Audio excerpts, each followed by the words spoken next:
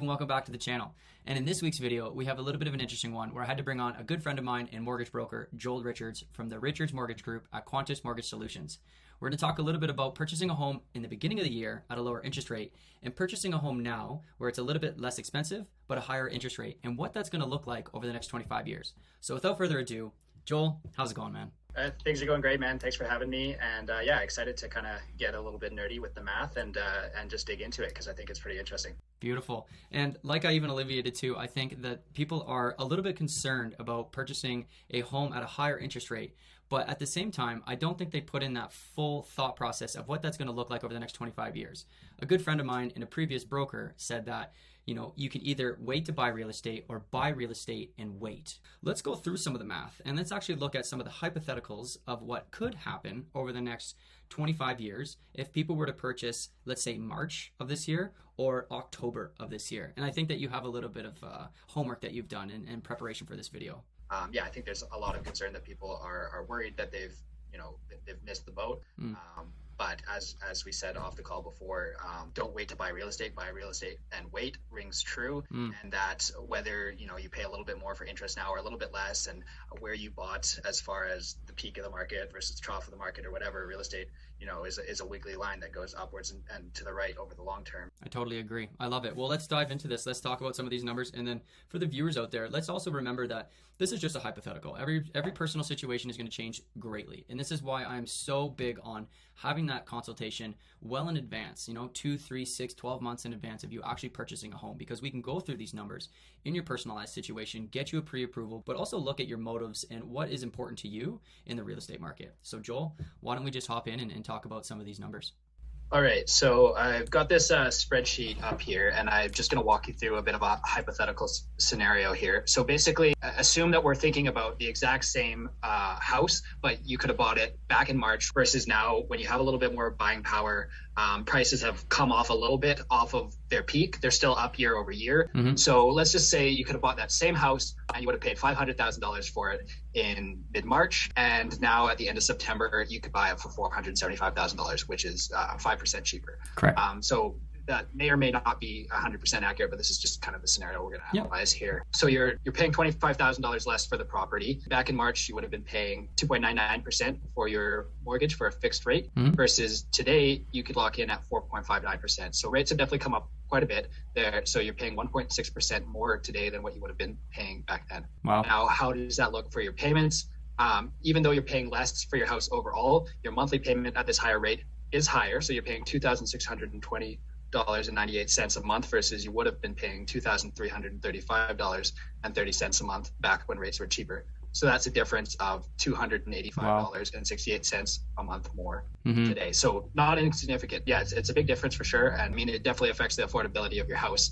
However, it's important to keep in mind that the average term of a mortgage before you have to renew and sort of reset your rate is 5 years into the future, and this analysis relies on the assumption that rates are going to be more or less the same when both of these mortgages renew. Okay. So you got the difference in payments of $285 a month. Buying at the cheaper purchase price, putting 5% down, you're paying $1,200 less for your down payment up front. Okay. So when we look at over the next 5 years, you're going to make 60 payments. So that's 12 times 5. The total amount of money that you're going to pay in your payments is going to be this number here, $157,258, versus you would have paid $140,117 in payments had you purchased back in March. So you're paying 17 grand more or less more over the next 5 years, given the fact that rates are higher, even though you've purchased a little bit lower. When we factor in the down payments that you've made as well, that goes down a little bit because you paid a little bit less down payment. So it's 15, almost 16 grand basically. But yeah, still quite a bit more in the buy today scenario versus buy back in March. Okay. After 5 years, you've paid down your mortgage a certain amount. The balance after 5 years is still going to be lower in the buy today scenario versus buy back in March scenario, because you bought at a lower price. And so you've paid that down proportionally. So your balance is going to be $412,639 versus $422,163. So your balance is $9,500 lower at renewal in the buy today scenario.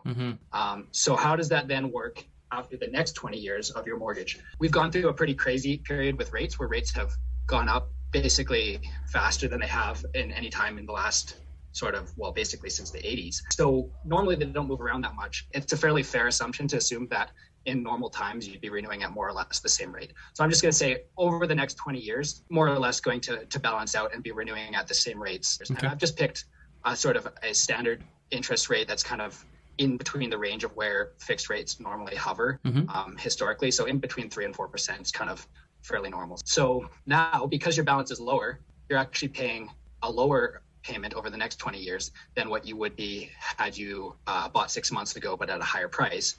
Not as significantly lower, but because your balance is a little bit lower, you're paying like $13,500 less over the next 20 years than in the case where you had bought back in March and started off with a lower interest rate. So over the full 25 years, then if we take in the total amount of interest that you've paid over that full 25-year period, basically the difference when it all shakes out in this scenario, and sometimes it could be more or less, but you've paid about $3,600 more in the buy today with interest rates higher versus buy back in March with interest rates lower scenario. When we factor in the slight difference in down payment, that goes down to basically $2,300 in difference over 25 years. So you're pretty much break even.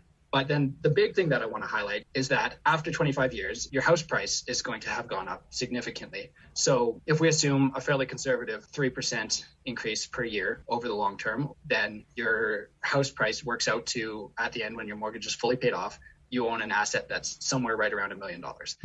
Might be a little more, maybe a little less, depending on what the market's done. But either way, your house price has more than doubled or roughly doubled over that 25 years. You've paid off the mortgage, and yeah, maybe you paid $2,300 more over the course of that period, versus, or $2,300 less, depending on when you bought. Right. But either way, that's a pretty insignificant amount of money, considering that when your mortgage is fully paid off, now you have an asset that's worth roughly $1 million. And then you haven't paid that much difference. So basically what I'm getting at here is, sure, rates might be a little bit higher. And, people would have loved to have purchased back when rates were at sort of all-time lows. But in the long run, you're never going to regret buying real estate versus if you wait until, prices come down or rates come back down, who knows how long you'll be waiting. And you miss out on that 3% a year appreciation, which adds up over time to $500,000 of appreciation on a property. So that old saying, don't wait to buy real estate and wait, it's just, it couldn't be more true. It, like, whatever the interest rates are doing, whatever prices are doing, those are short-term fluctuations, but in the long term, real estate is one of the best investments you could ever make. I like this a lot. I think that this really does help open up the eyes of people who are kind of considering, making that purchase or waiting one more year, because at the end of the day, it really does depend on your personal situation. I mean, are you spending money on rent and that money's flying away where you're not building any equity? Are you, maybe staying at a parent's house or a friend's house for free and able to save up some cash, and maybe you can capitalize on a lower interest rate and maybe a lower price point of a house? But diving into these numbers and figuring out, what is the best scenario for you is the most important thing you can do. And I think that, myself and Joel are a little bit more of an expert in this field in a way of trying to guide you into that kind of decision-making process.